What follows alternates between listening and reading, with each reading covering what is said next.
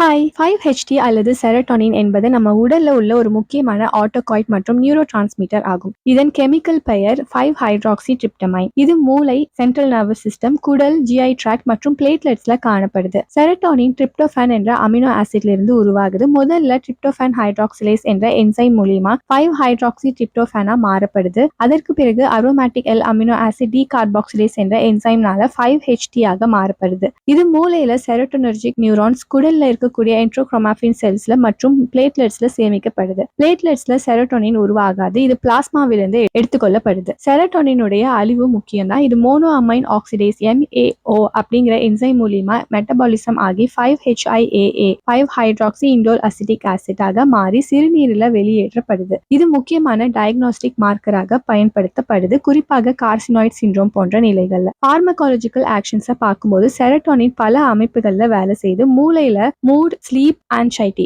மற்றும் பெயின் மாடுலேஷனுக்கு பங்கு வகிக்குது. குடல்கள்ல மொட்டிலிட்டியை அதிகரிக்குது. பிளேட்லெட்ஸ்ல அக்ரிகேஷனை தூண்டும். ரத்த குழாய்கள்ல சில இடங்கள்ல வேசோ கன்ஸ்ட்ரக்ஷனும் சில இடங்கள்ல வேசோ டைலேஷனும் ஏற்படுத்துது. ரெஸ்பிரேட்டரி ட்ராக்ல பிராங்கோ கன்ஸ்ட்ரக்ஷன் ஏற்படுத்துது. அதனாலதான் இது ஆஸ்மாவில் உள்ள முக்கியமான ஒரு பிளேயர்னு சொல்லலாம். செரோட்டோனினுடைய பேத்தோபிசியாலஜிக்கல் ரோல்ஸும் முக்கியம். மைக்ரேன்ல செரோட்டோனின் இம்பேலன்ஸ் முக்கிய பங்கு வகிக்குது. டிப்ரெஷன் மற்றும் ஆன்சைட்டி போன்ற மனநிலை பிரச்சனைகள்ல செரோட்டோனின் குறைவாக இருப்பது காணப்படுது. இரிட்டபிள் பவுல் சிண்ட்ரோம் IBS போன்ற குடல் பிரச்சனைகளிலும் இது பங்கு வகிக்குது. கார்சினாய்ட் சிண்ட்ரோம்ல செரோட்டோனின் அதிக அளவுல உருவாகுது.